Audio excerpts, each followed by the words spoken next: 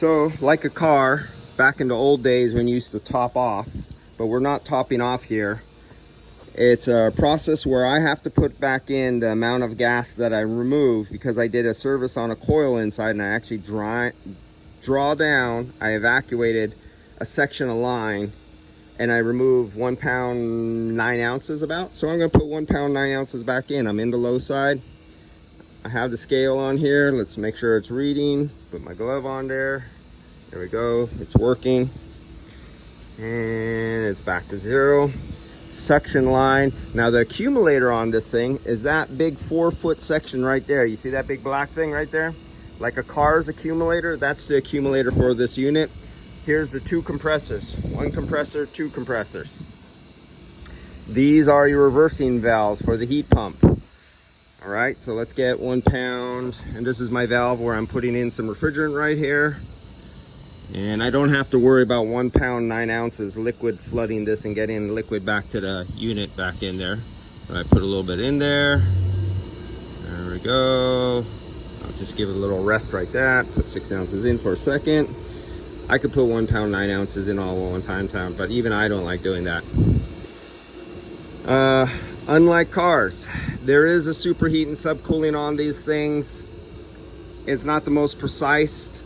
The most precise method, well, even that's not the most precise, but one of the most precise method, you actually have to add up all the piping line and everything like that, and the amount of refrigerant. This has about 75 pounds of refrigerant in the system, I think.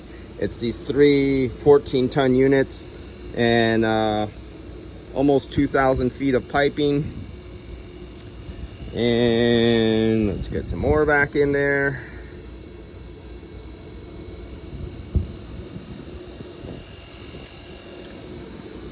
Almost 2,000 feet of piping on this one system right here. And what else about these? Compared to the new electric cars, here's your electronic expansion valves, or metering valves. So you got metering valves inside here. These are all metering valves inside here that are like, you know, hot gas bypass, and you have some head cooling stuff, and you got oil where it can actually open up solenoids and transfer oil back into the compressors. There is oil level sensors in the compressors, and they can actually sense the level of the oil. And through software, if it senses the level of oil going down, it'll throw the system into a recovery mode, speed up the compressors, open up the expansion valves on the evaporators, and flush the evaporators out and all the lines to return the oil back to the accumulator and pump it back in to the compressors to make sure the oil level in the compressors don't go down. Cars don't do that. Okay, let's pump a little more in here. Yeah, there's a lot of things cars could do that they probably may never do. So we're almost at the 1 pound 9 ounces that I want to put back in there. Your little thermistors, here's your sensors right here. See that little sensor bulb right there? So automotive needs to do the same thing. They have sensor bulbs where they place in precise places on the vehicle, and they could buy software. You could put the system into a test mode, and then once it's in a test mode, you can read the superheat and the subcooling, the saturated refrigerant. You could look at the temperature, discharge temperatures of your evaporator in and out, and you can even see the temperature of the refrigerant inside the pipe of the refrigerant going into the evaporator, out of the evaporator, into this condenser, out of this condenser. All those things have sensors on them. Cars can do the same things, but they're not doing that right now. They could, but they're not. It would be really nice. All right, there we go. I'm a done deal. All right, I'll see you guys later. And these are LG units, multi-Vs. Me and my son said these are the other side. So these are redundant systems.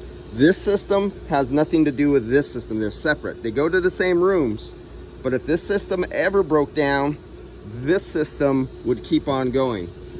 If one of these compressors ever went down, I can isolate and shut off one compressor and keep this whole unit running, partial load capability, and I could keep the other compressor running.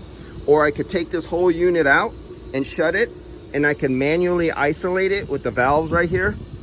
Too bad cars can't do that. And you have a second system. So these two systems right here are all on the same piping. They share the same piping. I would just isolate that and run the entire system on this while we're ordering parts and running. So there's so many backup redundancy. It's a redundancy over redundancy, redundant compressors, redundant units, and everything could be shut down and isolated. And yeah, too bad cars don't have something like this. Well, actually, no, you guys wouldn't like it. If you out there in automotive, if you had 3 or 4 compressors inside an electric vehicle and you have like 20 electric expansion valves, no, I don't think you guys in automotive would be very happy. See you guys later.